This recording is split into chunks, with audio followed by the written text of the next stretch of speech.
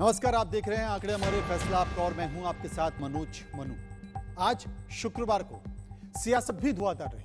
प्रधानमंत्री नरेंद्र मोदी ने 10 घंटे में 3 शहरों का दौरा किया, सौगातों की बरसात की और सबसे पहले नरेंद्र मोदी छत्तीसगढ़ के रायपुर पहुंचे, फिर गोरखपुर में गीता प्रेस पहुंचे और फिर इसके बाद शाम को अपने संसदीय क्षेत्र वाराणसी पहुंचे।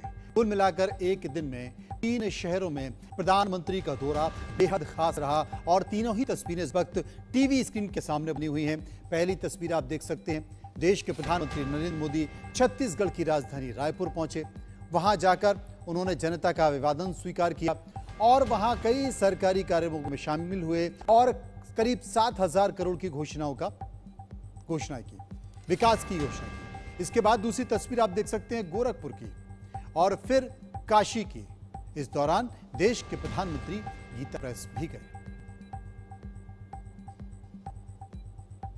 तो ये तो आपने एक झलक को देखा, प्रधानमंत्री मोदी आज कहां कहां पहुंचे। वहीं कल शनिवार की बात करें तो प्रधानमंत्री मोदी 2 राज्यों का दौरा करेंगे। तेलंगाना के वारंगल में लगभग 61,100 करोड़ रुपए की नई महत्वपूर्ण विकास परियोजनाओं का आधारशिला रखेंगे। तो राजस्थान के बीकानेर में भी कई योजनाओं का लोकार्पण करेंगे, जैसे कि आप तस्वीरों में देख रहे हैं।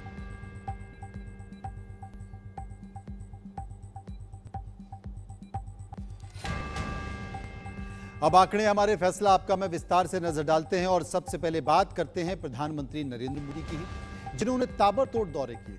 और सबसे पहले आपको 2 तस्वीरें दिखाते हैं और इन तस्वीरों के जरिए समझिए कि देश के प्रधानमंत्री नरेंद्र मोदी का देश के विकास के लिए आखिर जज्बा है क्या।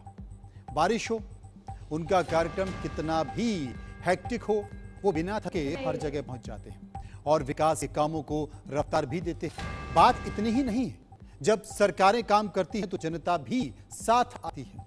प्रधानमंत्री नरेंद्र मोदी का मिशन 2024 में पूर्वांचल का दौरा क्यों महत्वपूर्ण है, इसकी सारी कहानी आपको बताएंगे। पहले तस्वीरें भी बहुत कुछ कहती हैं और उन तस्वीरों को देखिए, समझिए और जनता के हुजूम को देखिए। अगर रायपुर में हम बात करें, वहां पर बारिश हुई, ग्राउंड में पानी भर गया, बावजूद इसके हजारों की संख्या में लोग वहां प्रधानमंत्री को देखने पहुंचे, उनको सुनने पहुंचे। तो 2 तस्वीरें आप देख सकते हैं, देश के प्रधानमंत्री कार्यक्रम में मौजूद हैं। इसके साथ साथ विकास की परियोजनाओं का मॉडल, एक खास मॉडल आप देख सकते हैं, उसका निरीक्षण करते हुए, उसको समझते हुए और उसको देखते हुए। साथ में उत्तर प्रदेश के मुख्यमंत्री योगी भी मौजूद हैं। तो ये तो हुई 2 तस्वीरें। अब हम आपको बताते हैं 3 तस्वीरें, आपको 3 तस्वीरें दिखाते हैं। एक ही दिन में 3 जगहों का दौरा प्रधानमंत्री नरेंद्र मोदी ने किया और देश के विकास के लिए क्या योजनाएं हो सकती हैं, कैसी योजनाएं हो सकती हैं, उन योजनाओं की 3 तस्वीरें हम आपको बताते हैं। क्योंकि छत्तीसगढ़ की राजधानी रायपुर प्रधानमंत्री पहुंचे, उत्तर प्रदेश के गोरखपुर प्रधानमंत्री पहुंचे, जहां पर हजारों करोड़ की घोषणाओं का उल्लेख किया गया और इसके साथ साथ वाराणसी यानी कि खुद प्रधानमंत्री अपने संसदीय क्षेत्र भी पहुंचे। वहां पर भी उन्होंने कई घोषणाओं का जिक्र किया। जैसा कि आपको मालूम है कि आज प्रधानमंत्री मोदी 41वीं बार काशी पहुंचे, जो कि आपकी तस्वीरों के सामने भी बना हुआ है। वो लोगों को संबोधित भी कर रहे थे और उन्होंने आज 12,110 करोड़ की 29 परियोजनाओं का शिलान्यास किया। इसके अलावा प्रधानमंत्री मोदी वाराणसी में आयुष्मान भारत योजना के 1 करोड़ 6 लाख अभ्यर्थियों को पीवीसी कार्ड वितरित किए, उसकी शुरुआत की और पीएम स्वनिधि योजना के लाभार्थियों को कर्ज वितरण की भी शुरुआत की। वाराणसी में प्रधानमंत्री मोदी ने जनसभा को संबोधित किया और जनसभा को संबोधित करते हुए उन्होंने कहा कि आज कमीशन लेने वालों की दुकानें बंद हो चुकी हैं, दलाली खाने वालों की दुकानें बंद हो चुकी हैं, घोटाले करने वालों की दुकान भी बंद हो चुकी है। यानी कि अब ना ही कोई भेदभाव और ना ही कोई भ्रष्टाचार। प्रधानमंत्री मोदी ने विपक्ष पर निशाना साधते हुए कहा कि जिन दलों ने अतीत में भ्रष्ट और नाकाम सरकारें चलाई, वे आज लाभार्थी का नाम सुनकर मिला जाते हैं। आजादी के इतने साल बाद लोकतंत्र का लाभ अब सही मायने में सही लोगों तक पहुंचा है, वरना पहले लोकतंत्र के नाम पर गिने चुने लोगों के हित साधे जाते थे। गरीबों की कोई पूछ परख नहीं है। बीजेपी सरकार में लाभार्थी वर्ग सच्चे सामाजिक न्याय और सच्चे सेकुलरिज्म का उदाहरण बन गया है।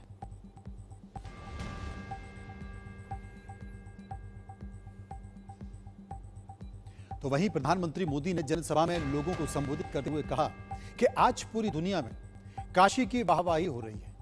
प्रधानमंत्री मोदी ने जनता को क्रेडिट देते हुए कहा कि आप लोगों ने काशी विश्वनाथ धाम और पूरे परिसर को भी इतना भव्य बना दिया है कि जो यहां पर आ रहा है वो गदगद होकर जा रहा है। प्रधानमंत्री ने कहा कि हमने काशी की आत्मा को बनाए रखते हुए नूतन कायाकल्प किया है और ये संकल्प था, ये उसका विस्तार है। इसमें रेल, रोड, पानी, शिक्षा, टूरिज्म से जुड़े प्रोजेक्ट भी हैं, घाटों से जुड़े कई सारे प्रोजेक्ट भी हैं। अभी घाटों पर भी बहुत काम करना है और जो तस्वीरें आप टीवी स्क्रीन पर देख रहे हैं ये उत्तर प्रदेश के गोरखपुर और काशी दौरे की हैं, जिसमें पहली तस्वीर आप देख रहे हैं परियोजनाओं की आधारशिला रखी गई। दूसरी तस्वीर जो आप देख रहे हैं वो आयुष्मान कार्ड का वितरण किया गया। तीसरी तस्वीर आप जो देख रहे हैं वो घरों की चाबियां भी दी गई हैं, सौंपी गई हैं उन लोगों को जिनके लिए ये योजना है। और चौथी तस्वीर आपके सामने है, पुस्तक का विमोचन किया गया है, गोरखपुर में किया गया है और गोरखपुर में भी लाभार्थियों को चेक किए गए हैं। तो ये तमाम तस्वीरें आपके सामने बनी हुई हैं और इन तस्वीरों के जरिए आप समझ सकते हैं कि उत्तर प्रदेश का यह दौरा देश के प्रधानमंत्री नरेंद्र मोदी के लिए और उत्तर प्रदेश जनता के लिए क्यों अहम था। सुनिए। इच्छा ही थी कि हम उसे पूरा करने का निमित्त बन पाए। यह हम सभी का सौभाग्य है। भाइयों और बहनों, आज काशी सहित उत्तर प्रदेश को लगभग 12,000 करोड़ रुपए की परियोजनाओं का उपहार मिला है। हमने जो काशी की आत्मा को बनाए रखते हुए नूतन काया का संकल्प लिया है, ये उसका विस्तार है। लेकिन इसके पहले प्रधानमंत्री मोदी ने मणिकर्णिका घाट के मॉडल का निरीक्षण किया। प्रधानमंत्री मोदी के काशी दौरे को लेकर मुख्यमंत्री योगी ने कहा कि भारत को दुनिया में प्रधानमंत्री के नेतृत्व में एक नई पहचान और सम्मान मिल रहा है। विकास और विरासत की परंपरा की शुरुआत 2014 में प्रधानमंत्री नरेंद्र मोदी ने काशी से की। आज उसकी नई कड़ी को जोड़ने के लिए प्रधानमंत्री नरेंद्र मोदी स्वयं काशी में आए। सुनिए। पता है काशी के लोग सब संभाल लेंगे। आप लोगों ने काशी विश्वनाथ धाम और पूरे परिसर को भी इतना भव्य बना दिया है कि जो यहां आ रहा है गदगद होकर जा रहा है। ये बाबा की इच्छा ही थी कि हम उसे पूरा करने का निमित्त बन पाए। ये हम सभी का सौभाग्य है। भाइयों और बहनों, आज काशी सहित उत्तर प्रदेश को लगभग 12,000 करोड़ रुपए की परियोजनाओं का उपहार मिला है। हमने जो काशी की आत्मा को बनाए रखते हुए नूतन काया का संकल्प लिया है, ये उसका विस्तार है। इनमें रेल, रोड, पानी, शिक्षा, टूरिज्म से जुड़े प्रोजेक्ट हैं, घाटों के पुनर्विकास से जुड़े प्रोजेक्ट्स हैं। इन विकास कार्यों के लिए आप सभी को बहुत बहुत बधाई। देश के प्रधानमंत्री नरेंद्र मोदी छत्तीसगढ़ भी गए। वहां प्रधानमंत्री नरेंद्र मोदी ने छत्तीसगढ़ को कई हजार करोड़ रुपए की सौगात दी। प्रधानमंत्री मोदी ने यहां कांग्रेस पर निशाना भी साधा। पीएम मोदी ने कहा कि ऐसे जिले जहां जाना मुश्किल है उन्हें दुर्गम बताकर कांग्रेस हाथ पर हाथ रखकर बैठी रही। लेकिन बीजेपी ने ऐसे जिलों को प्राथमिकता में लिया, ऐसे जिलों को आकांक्षी जिला घोषित किया। प्रधानमंत्री मोदी ने कहा कि कांग्रेस ने ठाना है कि छत्तीसगढ़ को लूटना है। उन्होंने कहा कि कांग्रेस के लिए छत्तीसगढ़ मात्र एटीएम कार्ड है, लेकिन बीजेपी असली गारंटी देती है कि जिसने गलत किया है वो भ्रष्टाचारी नहीं बचेगा। इतना ही नहीं, प्रधानमंत्री मोदी ने विपक्ष को निशाने पर लेते हुए कहा कि जो डर जाए वो मोदी नहीं। साथ ही प्रधानमंत्री मोदी ने कहा कि आज छत्तीसगढ़ को 7,000 करोड़ रुपए से अधिक परियोजनाओं का उपहार मिल रहा है। यह उपहार इंफ्रास्ट्रक्चर का है, यह उपहार कनेक्टिविटी का है, ये उपहार वहां के लोगों का जीवन किस तरीके से आसान बन सके, चाहे वो स्वास्थ्य सुविधाओं से जुड़ा हुआ हो, ये उनका है। प्रधानमंत्री मोदी ने रायपुर में 6,400 करोड़ रुपए से अधिक के हाईवे प्रोजेक्ट का भी उद्घाटन किया, शिलान्यास किया। यही प्रधानमंत्री मोदी ने यहां अंतागढ़ से रायपुर चलने वाली नई ट्रेन को हरी झंडी दिखाकर भी रवाना किया। इन ट्रेनों से अलग एक वंदे भारत एक्सप्रेस है और बनारस के पास तो देश की पहली वंदे भारत का खिताब है। 4 साल में ये ट्रेन 25 रूट पर चलनी शुरू हो चुकी है। आज भी गोरखपुर से 2 नई वंदे भारत एक्सप्रेस को हरी झंडी दिखाई गई है। एक ट्रेन गोरखपुर से लखनऊ के लिए चली है और दूसरी अहमदाबाद से जोधपुर रूट पर चली है। देश के मध्यम वर्ग में ये वंदे भारत इतनी सुपरहिट हो गई है कि कोने कोने से इसके लिए डिमांड आ रही है। वो दिन दूर नहीं जब वंदे भारत देश के कोने कोने को कनेक्ट करेगी। देश के प्रधानमंत्री नरेंद्र मोदी ने आस्था का भी जिक्र किया। आस्था मतलब गीता प्रेस। तो गीता प्रेस को लेकर प्रधानमंत्री क्या बोले, एक बार ये भी सुनिए। साथियों, गीता प्रेस विश्व का ऐसा इकलौता प्रिंटिंग प्रेस है जो सिर्फ एक संस्था नहीं है बल्कि एक जीवंत आस्था है। गीता प्रेस का कार्यालय करोड़ों करोड़ लोगों के लिए किसी भी मंदिर से जरा भी कम नहीं है। इसके नाम में भी गीता है और इसके काम में भी गीता है। और जहां गीता है वहां साक्षात कृष्ण है और जहां कृष्ण है वहां करुणा भी है, कर्म भी है। वहां ज्ञान का बोध भी है और विज्ञान का शोध भी है। क्योंकि गीता का वाक्य है वासुदेवः सर्वम, वासुदेवः सर्वम। सब कुछ वासुदेवमय है, सब कुछ वासुदेव से ही है, सब कुछ वासुदेव में ही है।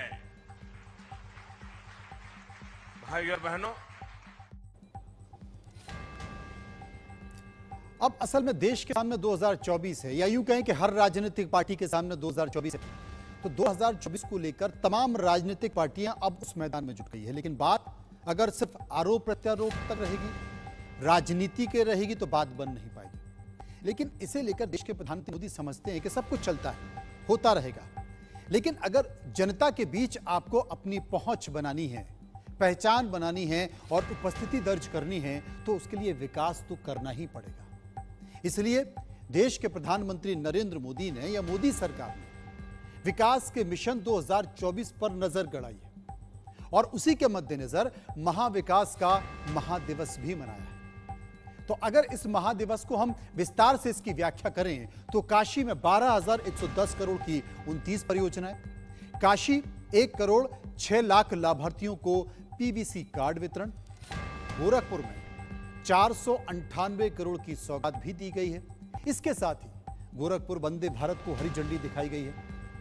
छत्तीसगढ़ की हम बात करें जहां पर कि विधानसभा चुनाव भी होना है, छत्तीसगढ़ में भी 7,000 करोड़ की सौगातें दी गई हैं। तमाम जन कल्याणकारी परियोजनाएं, विकास की परियोजनाएं, इंफ्रास्ट्रक्चर से जुड़ी हुई परियोजनाएं। तो बुनियादी ढांचों पर आज का दिन अहम था, खासकर 3 राज्यों के लिए। और यही कारण है कि राजनीति में आरोप प्रत्यारोप चलते रहते हैं, राजनीतिक बयानबाजी भी चलती रहती है। लेकिन अगर जनता में भरोसा जीतना है तो आपको उनसे जुड़ी हुई चीजें, उनसे जुड़ी हुई प्राथमिकताओं की चीजें, चाहे वो विकास की योजना हो, इंफ्रास्ट्रक्चर से जुड़ी हुई योजना हो, या फिर उनकी सुविधाओं से जुड़ी हुई योजनाएं, उन पर भी फोकस रखना होगा। लेकिन माना यह भी जा रहा है कि लोकसभा चुनाव में सबसे बड़े राज्य उत्तर प्रदेश में बीजेपी ने सीटों के बंटवारे का फॉर्मूला तय कर दिया, जबकि विपक्षी दलों में अभी तक कौन कौन किसके साथ है, ये गठबंधन तय करेगा। यही तय नहीं हो पाया है कि बीजेपी अपने सहयोगी दल, अपना दल एस को भी 2 सीट देने पर सहमत है। उधर अनुप्रिया पटेल अपना एस दल, जो उनका दल है, उस सिंबल से चुनाव लड़ेंगी। अपना दल एस का दूसरा प्रत्याशी बीजेपी के सिंबल पर लड़ेगा। सहयोगी दल निषाद पार्टी को भी उत्तर प्रदेश में 1 सीट मिलेगी और निषाद पार्टी का उम्मीदवार बीजेपी के सिंबल पर ही लड़ेगा। माना यह भी जा रहा है कि ओम प्रकाश राजभर की पार्टी भाजपा के लिए भी गठबंधन की स्थिति में 1 सीट रिजर्व की गई है। भाजपा का भी प्रत्याशी बीजेपी के सिंबल पर ही लड़ सकता है।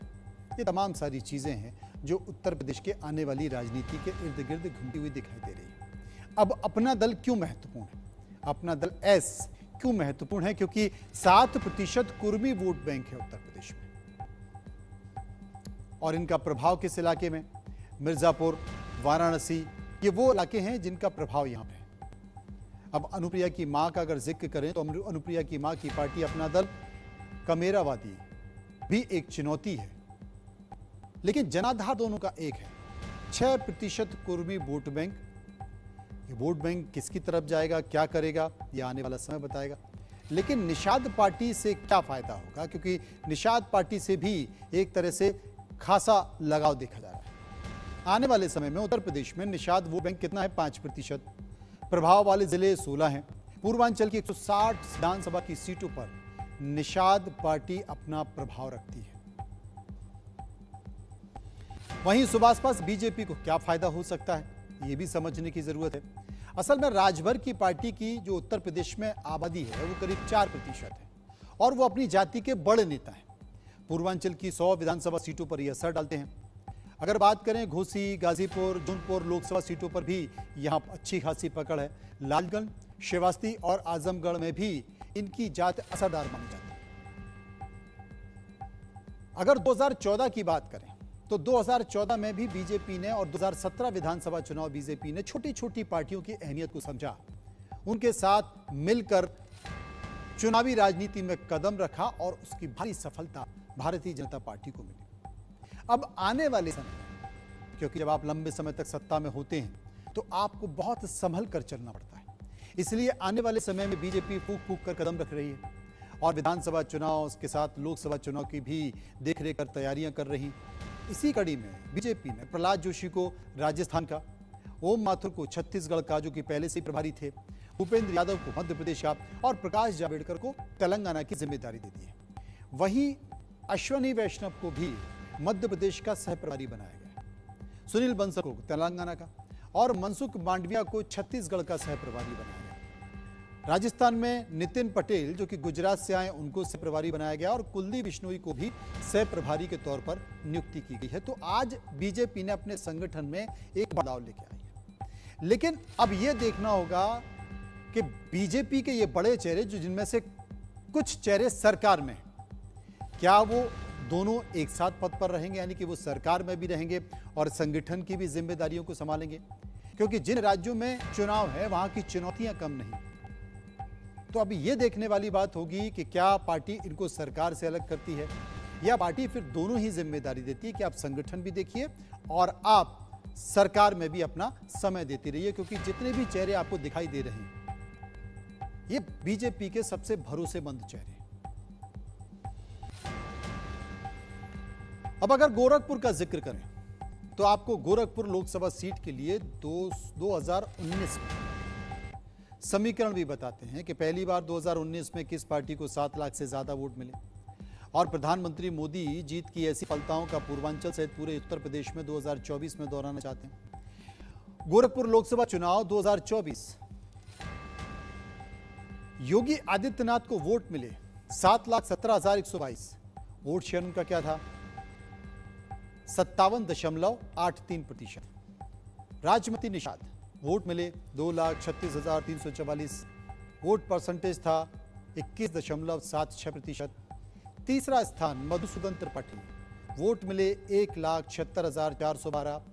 मत प्रतिशत था 16.96%। ये समीकरण आपको बता रहा हूं जो कि लोकसभा का समीकरण है और इसी के इर्द गिर्द आगे आने वाली तैयारियां भी हो रही हैं।